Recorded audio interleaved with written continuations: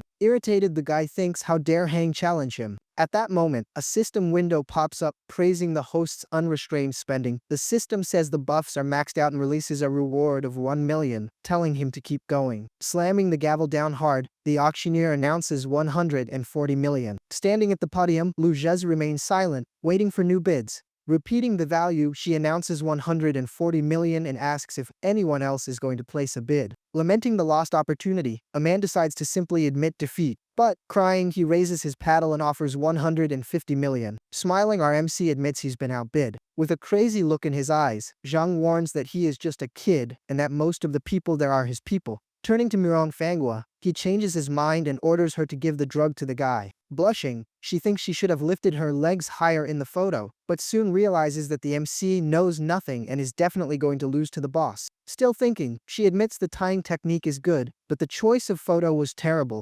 Angrily, he stares at her and asks what is wrong with her. She reassures him, saying everything is fine and that she is already thinking of a solution. But Jung blurts out that he wants him dead. Surprised, Manhwa asks why he wants to kill him. With her head down, she starts thinking and wonders if she could really kill him. Smiling next to the statue, the auctioneer announces the bid of 150 million and asks if anyone else will make an offer. Raising the red paddle in the air, our MC appears and Zhongli doesn't understand a thing. Using the paddle as a fan, asking why the other guy is staring and if he isn't feeling hot. Zhongli thinks the kid is an idiot but asks if his money has finally run out. Preparing the gavel, the auctioneer announces 150 million and warns that if no one covers it, she will close the bid. Holding the gavel, her hand prepares for the final strike. Lee thinks that, as expected, the item will still be his.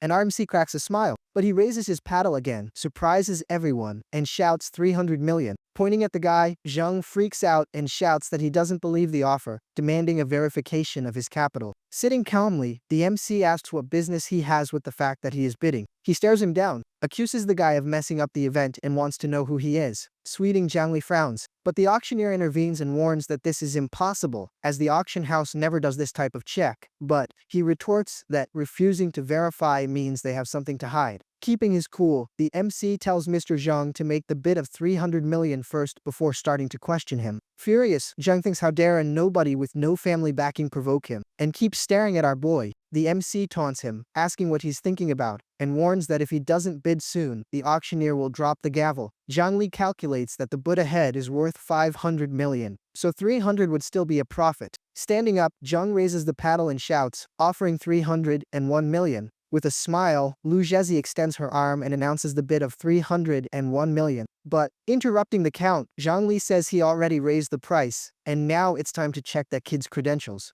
The MC asks if he is worried that he can't pay 300 million and proposes a bet on whether he can or not. Zhang Li thinks to himself that the provocation didn't work on him. Seeing that the opponent won't bet, our boy warns that he will continue bidding and prepares to offer 400 million. Gritting his teeth, Zhang accepts and agrees to bet, but asks what the rules of the game are. The MC says that if he loses, Zhang Li can do whatever he wants with him and asks if the proposal sounds good. He despairs, thinking how the kid can be so calm with 300 million, which isn't just $3. Our little MC keeps teasing him for taking so long to think and making everyone wait. Speechless, Zhang Li can only stammer a "you" while staring at the MC. Postured up, the MC warns that if Mr. Zhang doesn't say anything, he will interpret the silence as a wise. Irritated, he replies that he wants to see if the guy really has 300 million in his account. With a smile, our boy turns to the auctioneer and politely asks her to scan his QR code on his phone. He confirms that card machines can read QR codes now, but the woman says that, although possible, she has never done this before and needs to check with the department.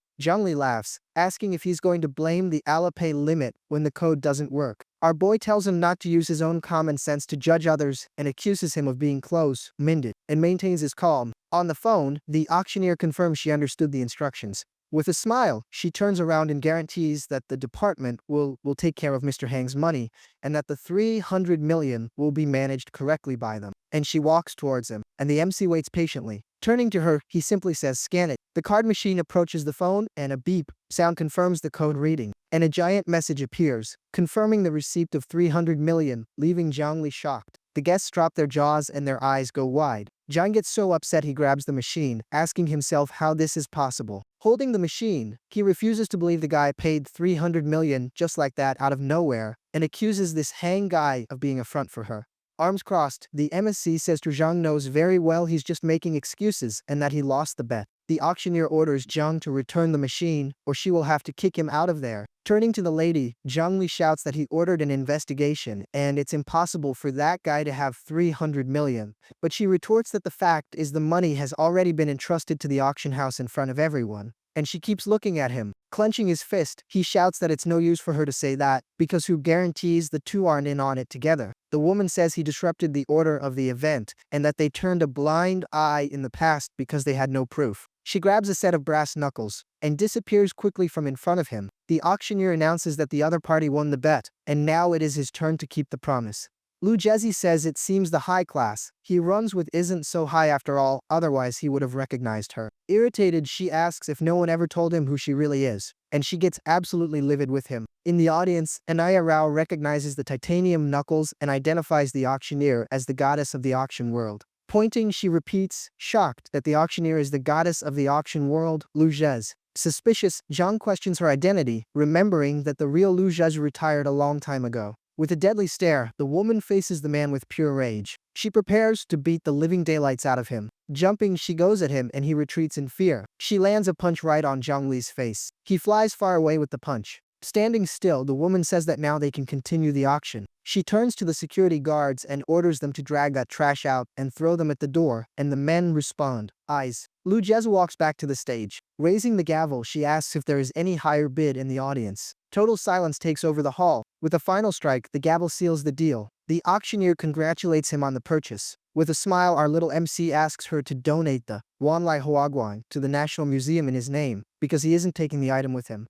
Surprised, the woman asks if he is sure about the decision he is making. Our boy confirms, while the system praises his extravagance in spending millions and donating it right away. The MC thinks, what about the rewards? And the system replies that it was so moved it almost forgot. In a thought bubble, our boy shouts, don't forget. And a huge window appears with a reward of over 233 million, and the MC thinks, with his eyes closed, that today he took a loss. Smiling, our boy thinks that happiness is priceless, so it's better to accept the loss. But the system says the host doesn't even care about losing 200 million, and since he is very reckless, it will give another reward. Confused, Jiawen asks who he is talking to, and he replies it's nothing. Fixing his tie, our boy calls Gawen so they can leave. Then, the lady takes his hand. Smiling, she just agrees with us. Arriving at his house, our boy arrives in his bedroom. He throws himself on the bed and thinks he is finally back. Completely exhausted, something vibrates in his pocket. So, he pulls out his phone and thinks of the name Lu Shui, while a message says she is feeling 60% regret. On the phone screen, Lu Shui says she can start working next Monday, and he replies that she is welcome anytime. Seeing her message asking, what's up?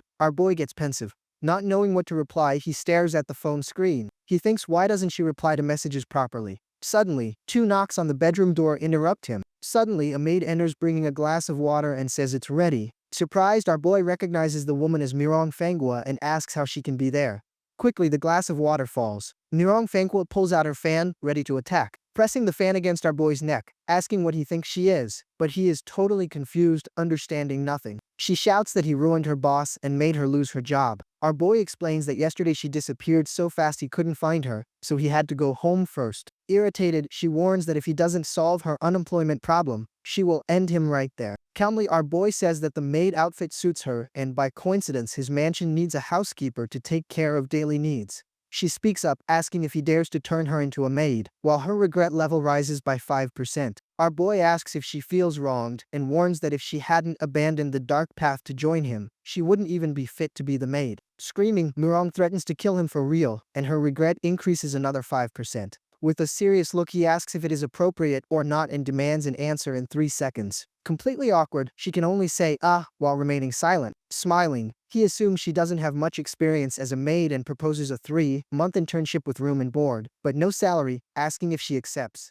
She calls him a shameless capitalist who deserves a horrible death, and her regret level goes up once again. Our boy says he was her master in life and will be in death, and that even if he meets a terrible end, she will still serve him until the last second. With the regret level rising another 10, Murong Fanghua asks, all awkward, if she can't simply start working. Our boy thinks he has never seen anything like it, and that, fortunately, it was a close call. With a smile, she offers a glass of water and tells Mr. Hang to drink. Taking the glass, he thanks her for the help and orders her to clean all the tables and chairs on the first floor. Indignant, she shouts asking what he wants her to do, if it really is cleaning tables and chairs. Taking a sip of water, our boy stares at her. Reprimanding her, he says she is a maid, and if she doesn't clean, she loses the permanent position. Grumbling, she takes the empty glass and turns her back. Watching her walk away, he smiles a little while her regret level rises another 10 points. He thinks her attitude seems fierce, but it's actually the best strategy. Sitting on the bed, he looks at the phone again and wonders why Lu Shui still hasn't replied, and he questions himself about her lack of response.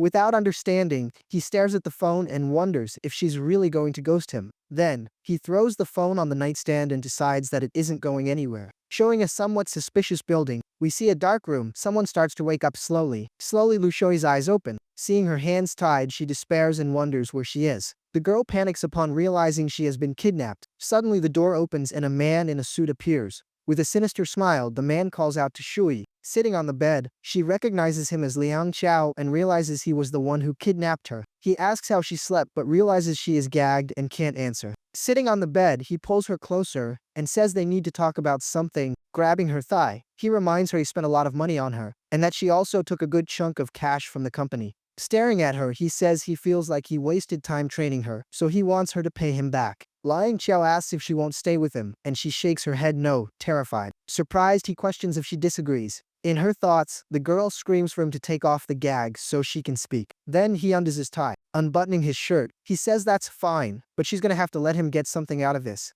Desperate, Shui screams for help in her mind, begging for someone to save her. Picking up a camcorder, Liang Qiao comments that he heard a certain type of video sells really well. Bringing the camera closer, he proposes that today he'll be the male lead and she'll be the female lead, and asks what she thinks about shooting a romantic scene together. Terrified, the lady screams for help, completely desperate. Her eyes go wide. Suddenly, a shadow appears behind the kidnapper. With a wicked smile, our little MC says, "I." Startled, Liang Qiao turns around at the MC's presence. Wasting no time, our boy throws a punch right in his face, giving him a knee strike too. Liang Qiao's face gets distorted. The man is flung far away. He hits the ground hard and passes out right there. Standing in front of the fallen man, our boy observes the scene, thinking that the other guy also has a super rich system but was unlucky enough to bump into him. An hour earlier, our little MC's mansion is shown at night. Lying down relaxing, our boy looks at his phone and wonders why his eyelid won't stop twitching, imagining if something bad is about to happen. Showing his concern, suddenly the system warns him that Lu Shoi's regret level is rising non-stop. He widens his eyes, surprised by the notification. Sitting up quickly, he thinks that she isn't replying to messages, but the regret is increasing, so something went wrong. Running through the city at night, he arrives at the suspicious building.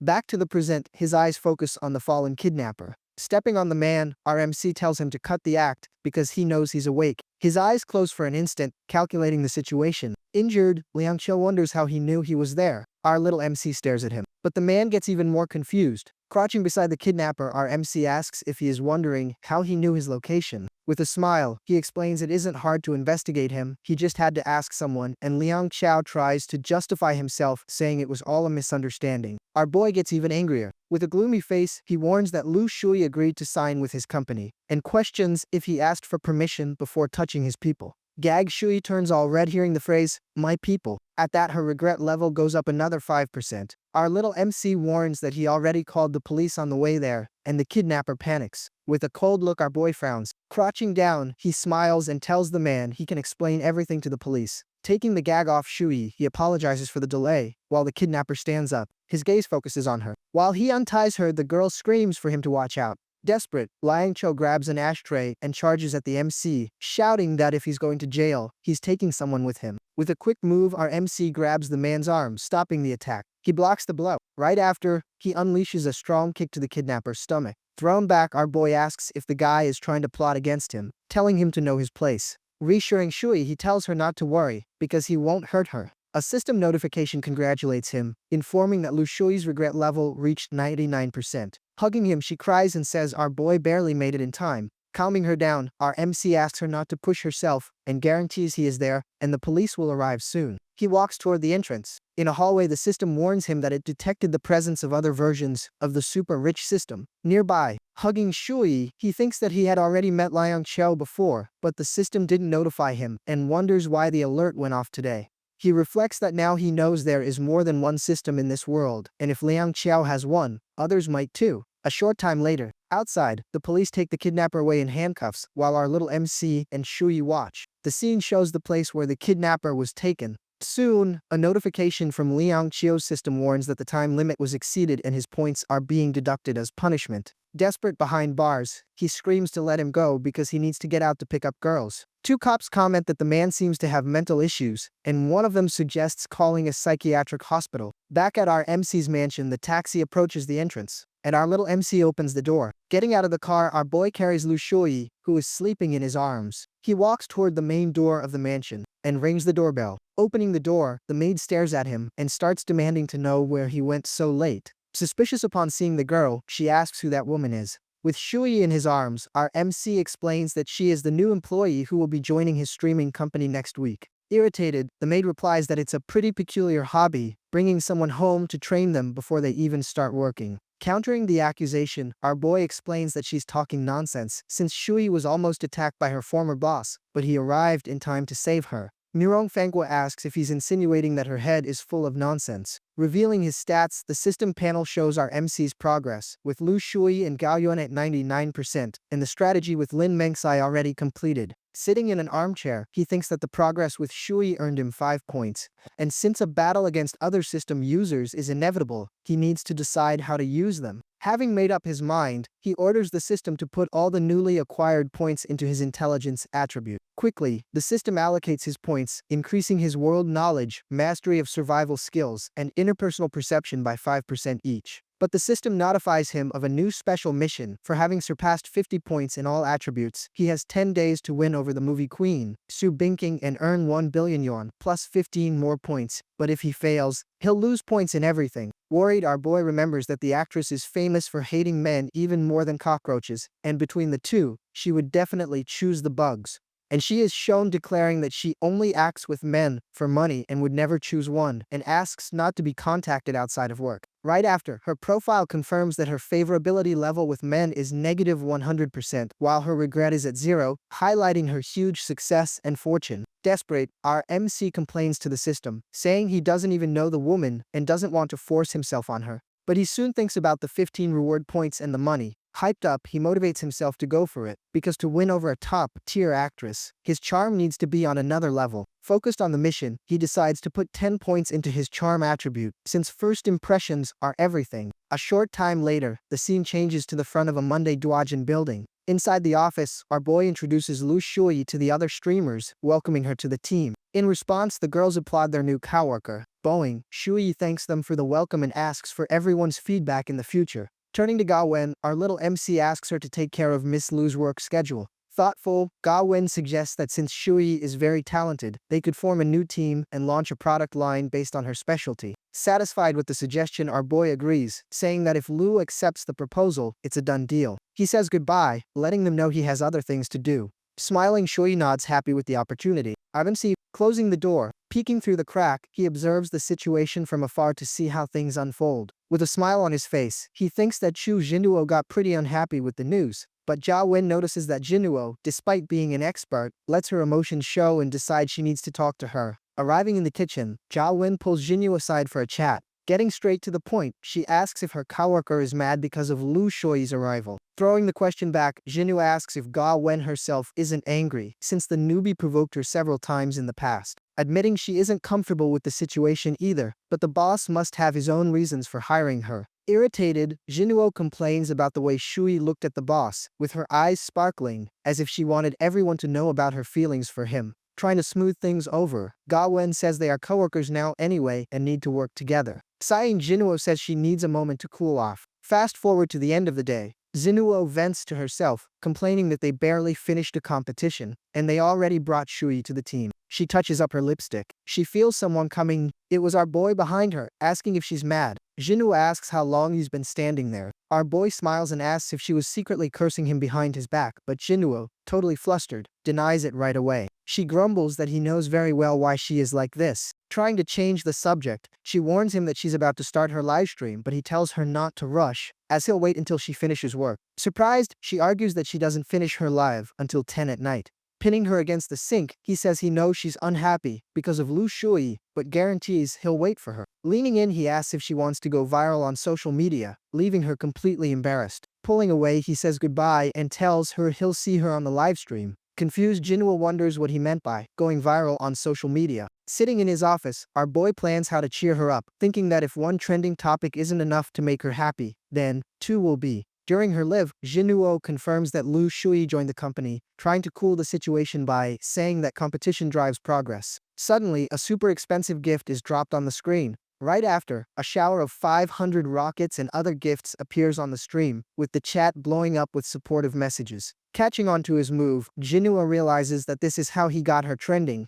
even using an alt account, and the system notifies that her regret level went up 5%. Watching it all, our MC concludes that the girl seems chill, but deep down she values fame and fortune more than anything. At the end of the shift, Jinwoo walks into the boss's office and lets him know she is ending her life. Looking at her, our boy asks if she's tired and offers her a ride home. Blushing, she wonders if he wants her to be tired or if he's trying to take advantage, but decides not to be too proactive so she doesn't seem easy. Turning down the ride because she isn't tired, she gladly accepts his invite to a restaurant. Arriving at the restaurant, sitting at the table, a waiter approaches with a tray. With a smile, the waiter says their drinks have arrived. While the waiter pours the wine, Jinwoo blushes, thinking that a place with a minimum spend of 50,000 for a late-night snack is overkill. Informing them he'll be right outside if they need anything, the waiter is dismissed by our MC. Straight to the point, our boy says he knows she isn't happy today. Trying to play it cool, Jinwoo denies it. He says he doesn't like beating around the bush and knows very well that Lu Shoi's arrival left her feeling pressured and wrong.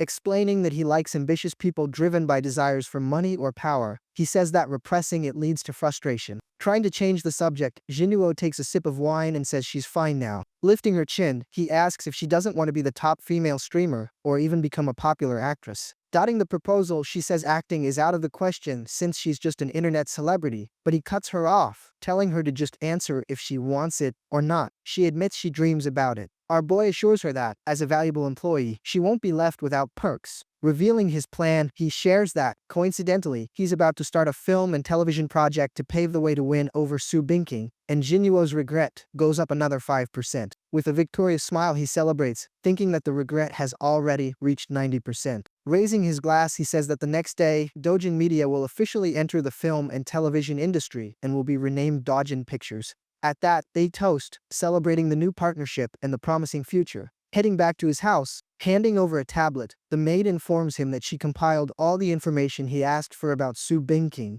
but she says the actress isn't in China at the moment, as she's filming in Southeast Asia. She mentions that, weirdly enough, news about the actress has been unusual for the past 2 days. Curious, our boy asks her to be more specific. Explaining the situation, the maid says that despite the actress's massive fanbase, which frequently leaks her location, no one has gotten any updates on her in the last few days. Reading the report, our MC notices that a crime movie in the Golden Triangle is scheduled to be filmed in 3 months. Resting his head on the table, he reflects on the information. He remembers that Southeast Asia is known as a scam zone, and recently an actor was tricked in Thailand and held captive. Trying to reassure him, the maid argues that Soo Binking is a world-class actress and wouldn't be fooled so easily. Still suspicious, our boy says he double-checked, and he has a bad feeling about this whole situation. Questioning his concern, the maid asks why it's so important to know the actress's whereabouts and if our boy knows her. Ignoring the question, our MC tells her to do what her master orders and stop talking, leaving her shocked. Totally red in the face, Fangwa yells that she never acknowledged him as her master and that he is, at best, her boss. Our boy insists, asking what she would do if he demanded to be called master.